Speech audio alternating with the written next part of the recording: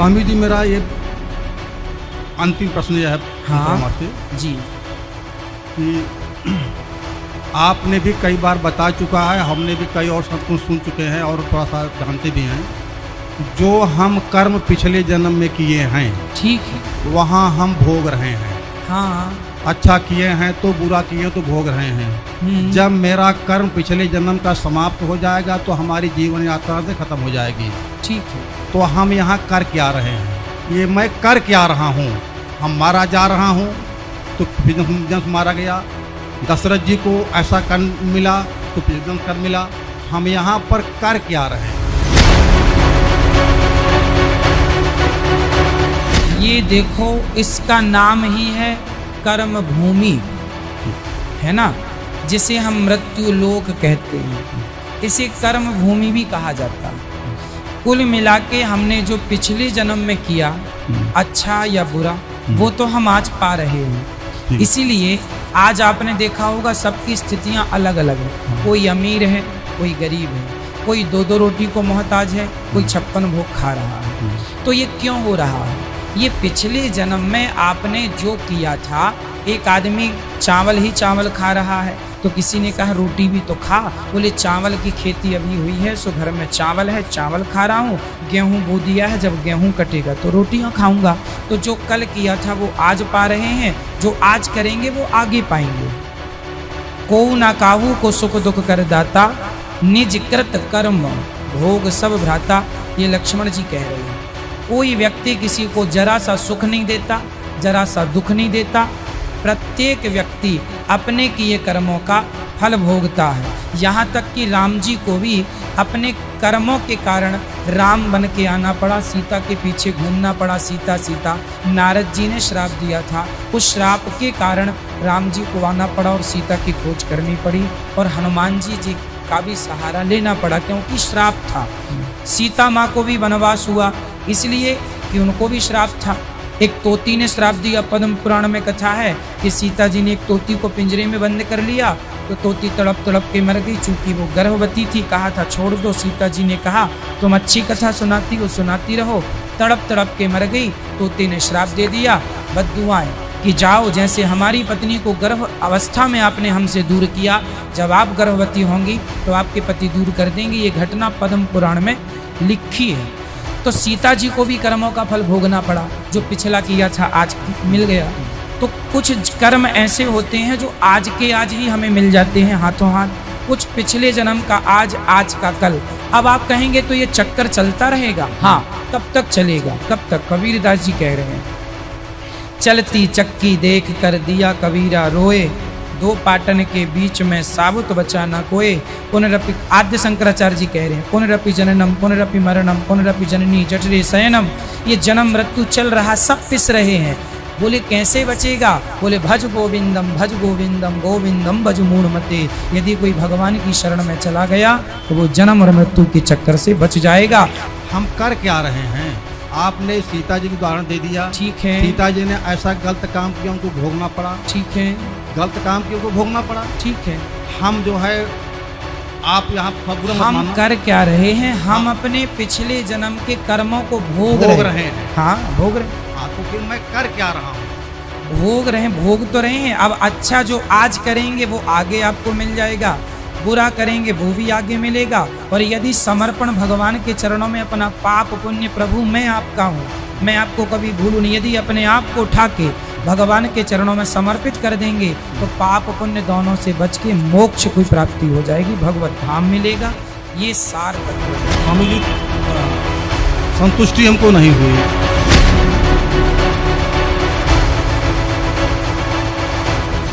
जब तक हमें ये सत साधना प्राप्त नहीं होती, सच्चे इस कबीर भगवान की और ये सतनाम की और सार नाम की, जब तक पूर्ण परमात्मा कबीर जी की सत साधना हमें नहीं मिलती, तब तक हम अपने दोनों कर्म भोगने पड़ते हैं, पुण्य भी और पाप भी।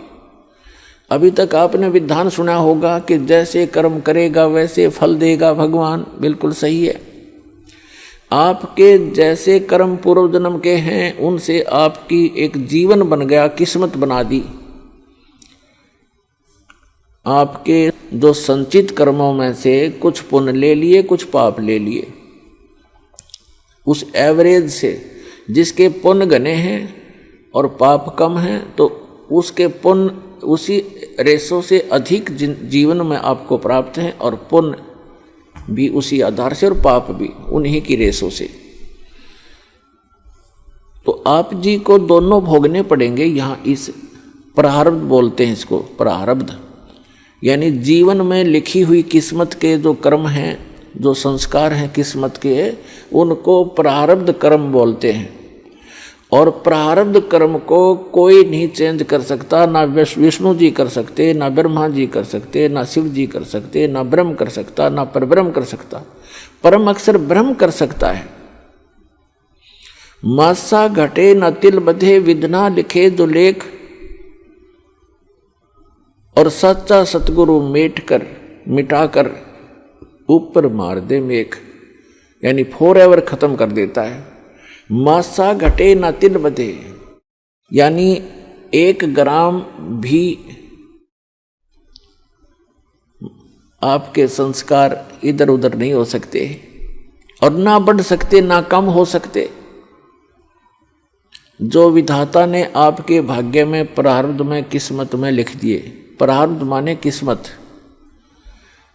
आपकी किस्मत में जो लिखा हुआ है उसमें से ना मासा घट सकता है और ना ही तिल के समान बढ़ सकता है। आपको दोनों भोगने पड़ेंगे जब तक आप परम अक्षर ब्रह्म, उस सत्य पुरुष अल्लाहु अकबर, उस कबीर भगवान की भक्ति नहीं करोगे।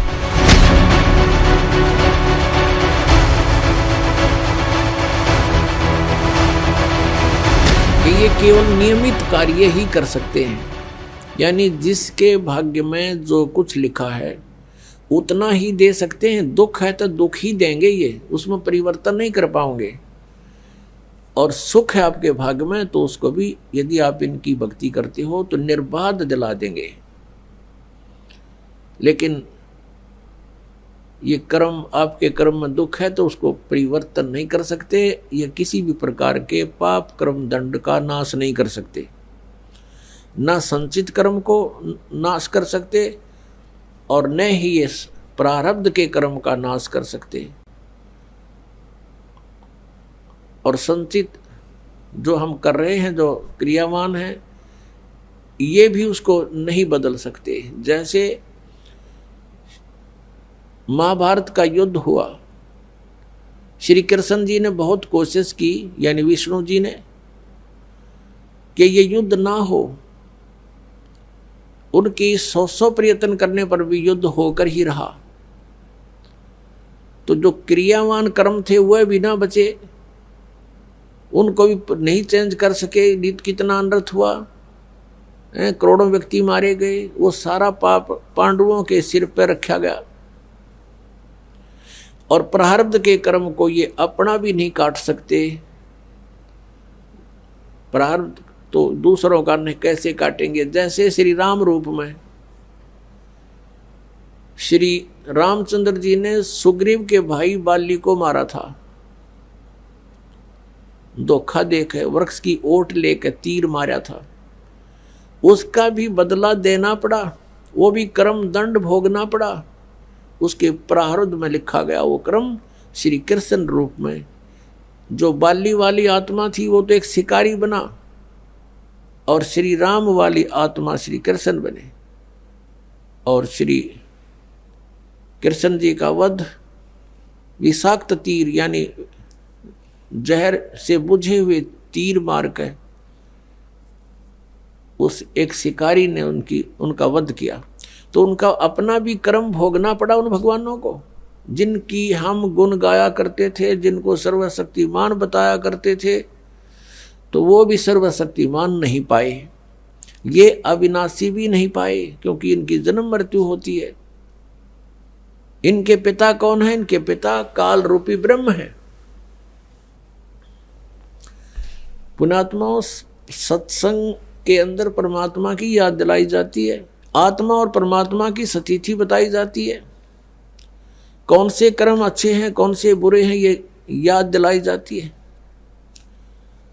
और आपको जो मिशन से जुड़ता है, जो भगवान चाहता है, उसको स्ट्रिक्टली कहा जाता है कि ये पाप नहीं करोगे, ऐसा नहीं करोगे तो तुम सफल होगे, सच्चाई है ये। तो फिर वो आपके क्रियावान कर्म भी बदलवा दिए जाते हैं। जैसे कोई शराब पीता है, कोई चोरी करता है, कोई मिलावट करता है, कोई जारी करता है, कोई और बकवाद करता है, वो सब छुटवाई जाती है। वो क्रियावान कर्मों को भी चेंज कर दिया जाता है। प्रारब्ध के अंदर आपकी किस्मत में कोई जबरदस्त दुख है, उसको भी परमात्मा हल्का करके नाश कर देते हैं। परमेश्वर शरण में आने से आई टले बला, और जय मस्तिष्क में, जय भाग्य में सूली होवा काटे में डर जा। यदि आपके भाग्य में कहीं मृत्यु दंड लिखा हो, कहते काटा लाग के, मनमाने ठोकर लाग के, अंगूठा फूट के जीवन बच जा, इतना हल्का करके परमात्मा, वो कबीर परमेश्वर आपके प्रारब्ध में लिखे हुए पाप कर्म का विनाश कर देते हैं। और संचित जो कर्म आपके वहां रखे हैं, डिपॉजिट, उसका भी नाश कर देते हैं। क्या बताते हैं परमेश्वर अपनी महिमा? आप ही बताओ आकर के। जब ही सतनाम हृदय धरो, भयो पाप को नाश, जैसे चिंगारी अग्नि की भाई पड़े पुराने घास। हमारे संचित कर्मों का ढेर लगा पड़ा है। हम आप जी को अब मिली है सत साधना, जो सच्ची साधना करनी चाहिए थी। इस सत साधना को ना करके हम जितने भी क्रियाएं करते थे, वो शास्त्र विधि को त्याग कर मनमाना आचरण था, वो भगवान के विधान के विपरीत था।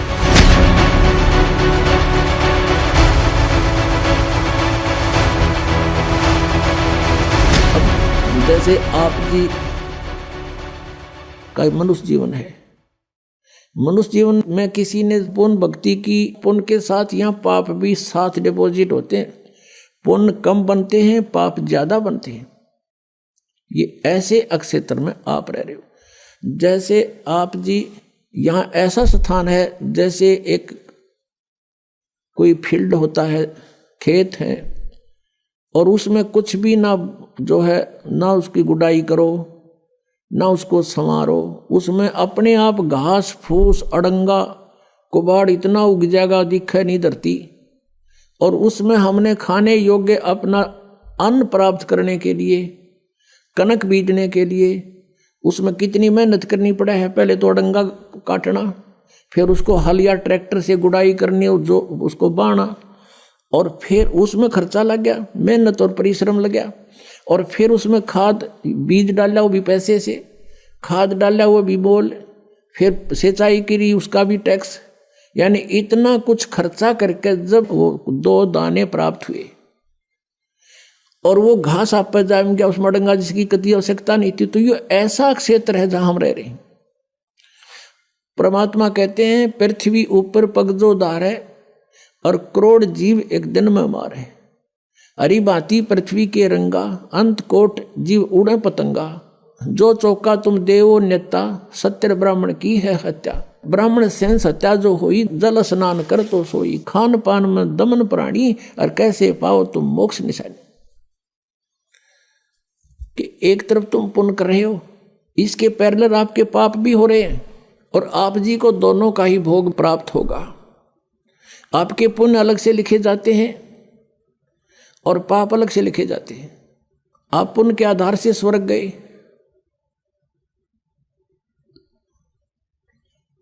तो यहां थोड़ा कंसेप्ट क्लियर करना पड़ेगा कि जैसे आप जी एक पूर्ण परमात्मा परम अक्षर ब्रह्म को छोड़ के अन्य किसी को इष्ट बनाकर किसी भी प्रभु की, देव की पूजा करते हो, भगवान की, पुरुष की, जैसे सरपुरुष और अक्षर पुरुष। गीता जी अध्याय नंबर 15 के श्लोक 16-17 में 3 पुरुष बताए हैं कि सरपुरुष, एक अक्षर पुरुष, एक परम अक्षर पुरुष। उत्तम पुरुष तो अन्य वो परम अक्षर पुरुष है, परम अक्षर ब्रह्म है। गीता जी अध्याय नंबर 8 के श्लोक नंबर 3 में जिसके विषय में कहा गया कि वो परम अक्षर ब्रह्म है। अर्जुन ने जब गीता जी अध्याय नंबर 8 के श्लोक नंबर 1 में प्रश्न किया था, उसका उत्तर 8 के 3 में दिया। तो ये 3 पुरुष हैं, सरपुरुष भी नाशवान, अक्षर पुरुष भी नाशवान, केवल परम अक्षर पुरुष, परम अक्षर ब्रह्म, ये अविनाशी परमात्मा है। आज का जो सत्संग का विषय है, भजन करो उस सर्वदा जो दाता है कुल सबका। अब ये कंसेप्ट क्लियर करने के लिए सारा कुछ इतिहास जीवनी सुनाई जा रही है। अब सरपुरुष भी नाशवान, अक्षर पुरुष की भी क्लियर स्थिति है कि ये भी अविनाशी नहीं है, बेशक नाम इसका अक्षर पुरुष है और वो परमात्मा तो अन्य ही है। गीता जी अध्याय नंबर 15 के श्लोक 17 में उसकी भक्ति करने से उस परमेश्वर के नाम में इतनी शक्ति है, उस सत्य नाम में, सच्चे नाम में जो 2 अक्षर का होता है, कि हमारे सभी पापों का वो नाश कर देती है।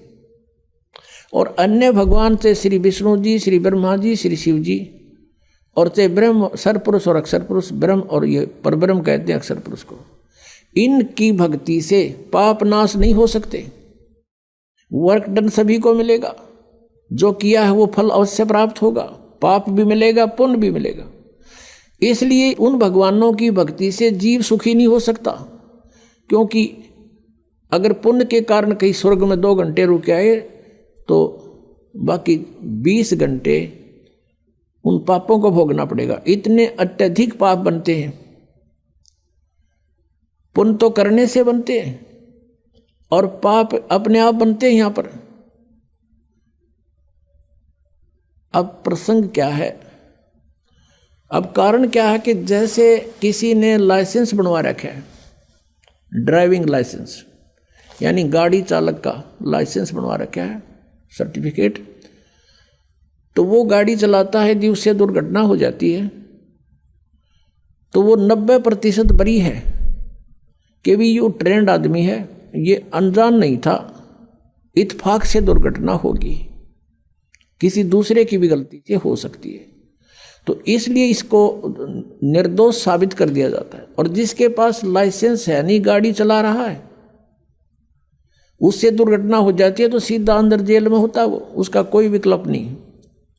उससे कोई मृत्यु हो जा गाड़ी के नीचे, उसका कोई विकल्प नहीं बचाव का। तो ऐसे जो बगैर गुरु के यानी लाइसेंस बनवाए अधिकारी के बिना अधिकारी होते हैं, ये सभी नहीं होते। अब जैसे राजा परीक्षित को सर्प ने डसना था और बताया गया उसको कि किसी को गुरु बना और उससे श्रीमद् भागवत की कथा सुन। अब वहाँ पर उसके लेखक भी बैठे थे, व्यास जी, उसने भी गुरु बनने से इनकार कर दिया और पाठ कथा करने से भी इनकार कर दिया, क्योंकि वो अधिकारी नहीं थे और अधिकारी और 7वें दिन परिणाम आना था उसका। इसलिए सब पीछे को खिसक गए कि नहीं, हम गुरु पद योग्य नहीं है। तो कहाँ से? स्वर्ग से। और सुखदेव जी को बुलाया गया, वहाँ राजा परीक्षित ने उनको गुरु बनाया और फिर उन्हें 7 दिन कथा सुनाई। तो अनधिकारी से लिए हुए नाम से भी आपको कोई राहत नहीं मिलेगी, अधिकारी से लिए हुए नाम से भी आपको राहत मिल सकती है कि इच्छा कर मारे नहीं, बिन इच्छा मर जा। लेकिन आपके संचित कर्म बहुत होते हैं। अब इन भगवानों की साधना से, चाहे आपने गुरु बनाकर भी कर रखे हैं, तो भी आपके पाप डिपॉजिट अलग से होंगे ही होंगे। यहाँ का विधान है, जैसे कर्म करेगा वैसे फल मिलेंगे। केवल एक परमात्मा है, परम अक्षर ब्रह्म, उसकी भक्ति करने से और उसके अधिकारी संत से लाइसेंस बनवाने से यानी उपदेश ग्रहण करने से, दीक्षा लेने से आपके पाप नाश हो सकते हैं, और से नहीं। तो यहाँ प्रसंग है कि कहते हैं, जब ही सतनाम हृदय धर्यो भयो पाप को नाश। और जैसे चिंगारी अग्नि की भाई पड़े पुराने घास, करोड़ों टन सूखा घास फूस पड़ा हो और उसमें एक माचिस की सीख जला के लगा दे, सारे का नाश करके राख बना देती है। और चलती हवा उसको इधर उधर, आंधी तूफान उसको उठाकर फेंक देता कहीं का कहीं, वो अक्षेत्र क्लियर भी हो जाता है। ऐसे ही परमात्मा कहते हैं जैसे सूरज के आगे बदरा ऐसे कर्म छयारे, और प्रेम की पवन करे चित मंजन झलके तेज नयारे। प्रेम की पवन चलेगी जब परमात्मा के मंत्र के साथ, वो तो फूंक देगा, और फिर प्रेम की पवन और करे चित मंजन, भगवान में एक प्यार जागृत होगा, आंखों से आंसू चलेंगे। कहते फिर वो हवा फेंक देगी, उस सारी राख को भी कहीं की कहीं पटक देगी। अब ये क्लियर हुआ कि जो भगवान परमेश्वर कबीर जी की साधना करते हैं उनके संचित कर्म भी और उनके प्रारब्ध के कर्म भी नाश होते हैं, लेकिन भगवान ब्रह्मा विष्णु शिव और ब्रह्म और सरपुरुष, यानी ब्रह्म और परब्रह्म, अक्षर पुरुष तक, सरपुरुष और अक्षर पुरुष, इनकी भक्ति से ना तो प्रारब्ध में कोई परिवर्तन हो सकता और न ही आपके संचित कर्म का नाश हो सकता। क्रियमान कर्म ज्ञान से कुछ बचाव हो जाता है, संतों का संग करने से, ज्ञान के समझने से कुछ पापों से, क्रियामान पापों से बच सकते हैं। जो कर रहे हैं उनसे कुछ फर्क पड़ जाता है, लेकिन प्रारब्ध में कोई परिवर्तन नहीं होता। जैसे भगवान श्री विष्णु जी को श्राप दिया था नारद जी ने भगवान से विष्णु रूप मांगा था, हरि रूप विवाह कराने के लिए, और विष्णु जी ने उनको, यानी भगवान ने उनके बंदर का मुंह लगा दिया। जब नारद जी को पता चला कि तेरे साथ शरारत कर दी विष्णु जी ने, उसको श्राप दे दिया कि आज तूने मेरे को बंदर का मुंह लगाया। एक औरत के लिए आज मैं व्याकुल था, एक पूरा जीवन तू अपनी पत्नी के वियोग में बितावेगा। उसका श्राप का फल भी भगवान विष्णु ने श्री रामचंद्र रूप में भोगना पड़ा। और जो मुंह तूने मेरे लगाया है, इस मुंह के जैसे व्यक्ति यानी जीव तेरी मदद करेंगे। बंदरों ने उनकी मदद की। और फिर श्री रामचंद्र जी रूप में यानी विष्णु जी ने जन्म लिया। वो सारा आपने सुन लिया कि उन्होंने किस किस प्रकार वो अपना जीवन व्यतीत किया। और जैसे ये भी आपने सुन लिया कि उन्होंने बाली को मारा था, वो उनके प्रारब्ध में लिख दिया गया, तो उसका बदला भी उन्होंने भोग कर ही पूरा करना पड़ा। वो उसको नाश नहीं कर सके, अपने प्रारब्ध के पाप कर्म को भी नाश नहीं कर सके, वो भी भोगना पड़ा। अब प्रसंग चल रहा है कि हम तुम कौन राम का जपते जापम और ताते कटे ना ये तीनों तापम। अब हमारे पापों का नाश, जैसे हम प्रतिदिन गीता जी अध्याय नंबर 18 के श्लोक 25 से लेकर और 31 तक ये वर्णन किया है कि अर्जुन, जैसे सभी कर्म भले ही उनमें पाप भी हो रहे हैं, वो त्यागे नहीं जा सकते। किस प्रकार, कौन से कर्म? जैसे खाना बनाते हैं उसमें भी जीव हिंसा होती है, पोछा लगाते हैं, लीपते थे पहले मड प्लास्टर थे गाय के गोबर और मिट्टी से, उसमें भी जीव मरते हैं। खेती करते हैं किसान, उसमें भी खेती में भी जीव मरते हैं। तो ये कर्म, जैसे व्यापारी व्यापार करता है उसमें भी जीव मरते हैं, कणक तोलते हैं और सौदा करने के लिए इधर उधर जाते हैं गाड़ियों में या वैसे पैदल। तो ये कर्म त्यागे नहीं जा सकते, ये कर्म होंगे ही होंगे। अब कहने का भाव है, अब ये कर्म तो त्यागे नहीं जाएंगे और ये होंगे ही होंगे, और इनका भी पाप भी लगेगा।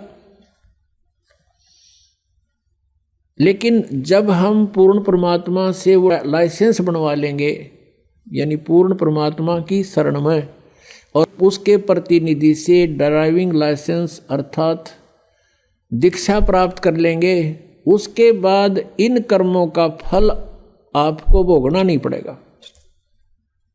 उसमें परमात्मा ने बताया है कि इच्छा कर मारे नहीं और बिन इच्छा मर जा, कह कबीर तास का फिर पाप नहीं लगा। हम अपने उद्देश्य को लेकर के सफर कर रहे हैं। जैसे किसान खेत में जाता है, फिर हल जोतता है, यदि उसके पास ये नाम नहीं है, ये सच्चा नाम नहीं है, तो उसके कहते हैं एक हलाई में, एक हलाई ज़्यादा से ज़्यादा 30 फुट चौड़ी और 200 फुट लंबी ला लो, 40 फुट चौड़ा और 200 फुट लंबा, ये एक क्षेत्र, इतने टुकड़े में एक अलाई में हाड़ी को, किसान को इतने पाप हो जाते हैं जैसे 1000 कसाईयों को लगते हैं। अब वो पाप उसके बैड अकाउंट में लिखे गए, फिर उसको पुण्य भी मिलता है किसान को, जैसे खेती बनी, उसमें से कनक झड़के जमीन पर गिरी, उसको जीव जंतु कुछ पक्षी खा रहे हैं, कुछ कीड़े मकोड़े उठा ले गए, बिलों में ले गए ठा के, तो उससे उसका पुण्य भी बना। वो तो पुण्य और पाप दोनों भोगे ही समाप्त होंगे, और फिर परमात्मा के नाम से हमें वो जो पाप हाली को नहीं लगेंगे, क्योंकि उसकी इच्छा वहां जीव मारना नहीं है।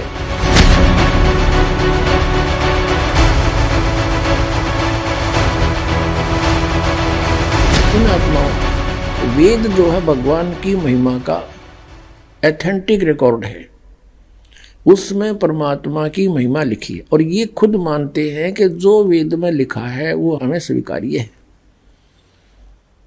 वेद सत्य है।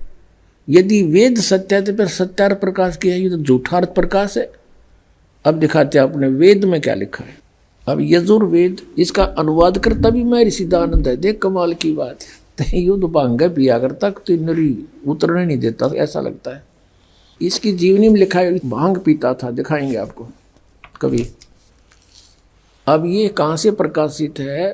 प्रकाशक है सार्वदेशी कार्य प्रतिनिधि सभा 2/5 महर्षि दयानंद भवन, रामलीला मैदान, नई दिल्ली से।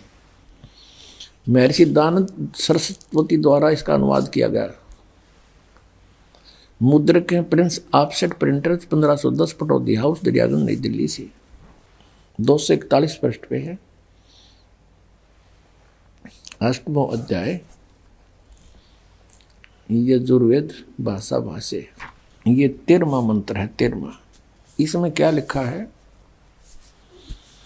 देव कर्तस्य ऐनस्य एवजनम असि, मनुष्य कर्तस्य ऐनस्य एवजनम असि, पितर कर्तस्य ऐनस्य एवजनम असि, आत्म कर्तस्य ऐनस्य एवजनम असि, अन्नस्य अन्नस्य एवजनम असि। ओए होए। अब इसका अनुवाद यहाँ किया इन्होंने 242 पृष्ठ पे। ये 241 पर हम पढ़ रहे थे, यहाँ देखो 242 पर। अब यहाँ इसका थोड़ी बहुत कोई उतर गई होगी, इसकी भांग है। इसने फिर यहाँ उलझाने की चेष्टा की है कि हे सबके उपकार करने वाले मित्र आप, दान देने वाले के ऐनस्य माने अपराध के, ऐनस्य एवजनम माने विनाश करने वाले हो, क्षमा करने वाले हो। अब यहाँ मित्र लिख दिया। अब पढ़ने वाला ने सोचा चलो ये तो मित्र मित्र के बारे में कि तो भगवान का जिक्र है, नहीं छोड़ा इसने। अब इसी के कर कमलों से लिखा हुआ और दिखाते हैं सत्यार्थ प्रकाश में। ये देखिएगा, ये सत्यार्थ प्रकाश वही वेद। अब बाद में दिखाएंगे थोड़ा आपको पुनः। और ये कहाँ से प्रकाशित है? वैदिक यति मंडल वही है। और ये दान मठ गोहाना मार्ग से प्रिंटेड है, आचार्य प्रिंटिंग प्रेस रोहतक से, दान मठ गोहाना मार्ग रोहतक से। इसके प्रथम समोल्लास में और पृष्ठ नंबर 18 पे ये नीचे क्या कहता है कि जो सबसे स्नेह करे, सबको प्रीति करने योग्य है, वह परमेश्वर सबका सच्चा मित्र है। इससे परमेश्वर का नाम मित्र है। तो वहाँ मित्र की जगह हम परमेश्वर कहेंगे। बिल्कुल यहाँ है ही परमेश्वर की महिमा। वेद कोई मित्रांगी थोड़ी है। और दान देने वाले के पाप मित्र के नाश करेगा, बता कोई बात है? तो ये मित्र परमेश्वर का नाम लिख दिया इसने। और लिख दिया इसलिए कि कोई पढ़ ना गा के देते ये ज्ञानता पता लग जाए, तो पढ़ेगा तो नहीं सोचेगा कोई मित्र के बारे में बोल रखे। एक बार हमारा जो करोथा कांड इन्होंने करवाया, इसका यही कारण था। दास ने यही जो स्टेटमेंट आज आपको बता रहा है समाचार पत्रों में निकाल दी और आर्य समाज के आचार्यों को पता लग गया कि तुम्हारा रोजगार गया। जय दयानंद की अज्ञानता का पता लग गया हमारे दयानंद के अनुयायियों को, ये सारे भागेंगे यहाँ से, तुम्हें फिर चंदा मिला को नहीं। तो हमने ये न्यू का न्यू लिखा था, फोटो स्टेट तो नहीं किया था, ऐसे लिख कर भेजा था कि ये ऐसे बोलता सत्यार प्रकाश में और यजुर्वेद में ऐसे लिखा है। तो इन्होंने जवाब दिया फिर उसका पेपर में, समाचार पत्र में, कि रामपाल तो संस्कृत ना जानता, यो के जाने वेदों के बारे में। वो तो दयानंद जी तो महर्षि थे, उन्होंने समाधि लाला के वेदों के अर्थ निकाले हैं और वहाँ पर मित्र शब्द लिखा है, परमेश्वर के बारे में नहीं लिखा है। अब आम आदमी इतना प्रभावित था नकली ऋषियों से कि वो सच्चे हैं और अन्य व्यक्ति कुछ भी कहता रहो वो सही लिख कर गए होंगे। इसलिए परमात्मा ने दया करी इस प्रोजेक्टर की, और ताकि आप स्वयं देख सकें। अब यहाँ मित्र का अर्थ परमेश्वर है इन्हीं के शब्दों में। अब पढ़ेंगे, देखो अब हम यजुर्वेद पर आ गए हैं, सत्यार प्रकाश रख दिया है। अब इसके हम 8वें अध्याय के वही 13वां मंत्र पढ़ रहे हैं। हे सब के उपकार करने वाले मित्र यानी परमेश्वर, आप देव कर्तस्य दान देने वाले के, एनस्य माने अपराध के, पाप के, एनस्य माने अपराध कहो चाहे पाप को, इसी के शब्दों में एनस्य माने पाप के, दूर करने वाले हो, नाश करने वाले हो, छुड़वाने वाले हो, क्षमा करने वाले हो, कुछ भी बोलो इन शब्दों को। एनस्य माने पाप के, एनस्य माने अपराध कहो चाहे पाप कहो, नाश करने वाले हो, दान देने वाले के, और मनुष्य कर्तस्य साधारण मनुष्य के किए हुए, एनस्य माने अपराध यानी पाप के विनाश करने वाले हो। और पितृ कर्तस्य पिता के किए हुए, एनस्य माने विरोधाचरण के, नहीं पाप के ही लिखना चाहिए इसलिए। अच्छी तरह हरने वाले हो यानी दूर करने वाले हो, अपने किए हुए पाप के दूर करने वाले हो। एनस्य एनस्य अधर्म के अधर्म यानी पाप के पाप, घोर पाप के नाश करने हारे हो।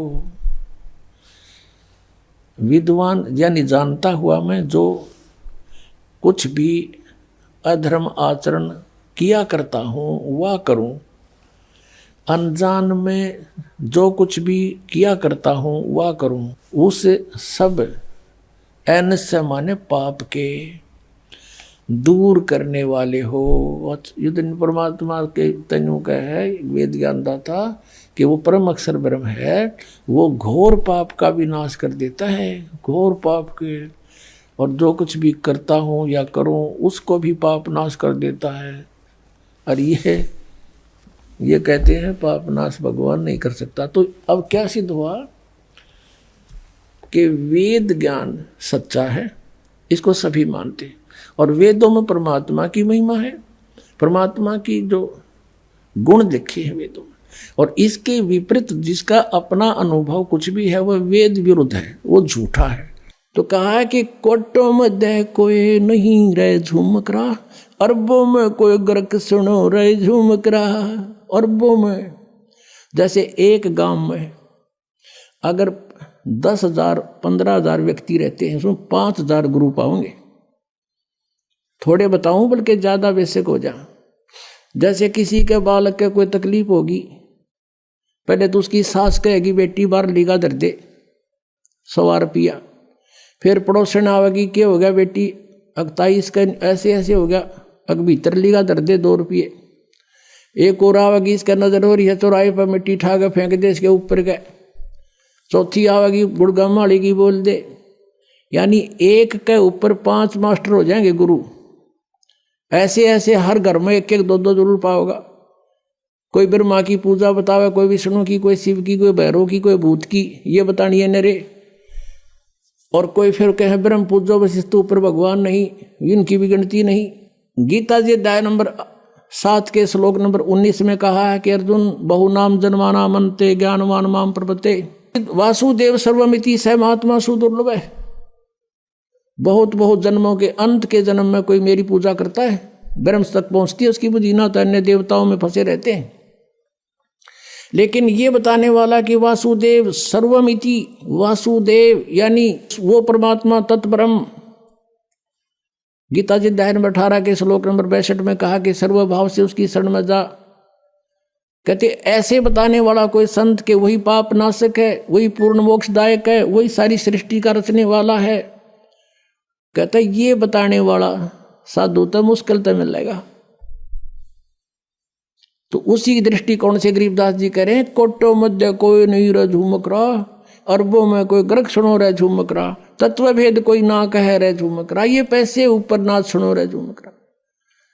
तो गरीबदास साहिब ने कहा था, भजन करो उस रब का जो दाता है कुल सभी का। ये है वो कुल का दाता, कबीर इज गॉड, और इसी की पूजा करो। बोलो सतगुरुदेव। दर्शकों, दोनों संतों के विचार जानने के बाद ये सिद्ध हुआ कि संत रामपाल जी महाराज ने शास्त्रों से प्रमाणित कर दिया कि प्रारब्ध के कर्मों का विनाश ब्रह्मा, विष्णु, शिव, ब्रह्म और परब्रह्म भी नहीं कर सकते। पूर्ण परमात्मा की शास्त्रानुकूल भक्ति से ही पाप कर्मों का विनाश होता है, और पाप कर्मों के विनाश होने पर ही जीव का जन्म मरण से छुटकारा होकर उसे मोक्ष की प्राप्ति होती है। अनिरुद्धाचार्य जी का तर्क गलत साबित हुआ।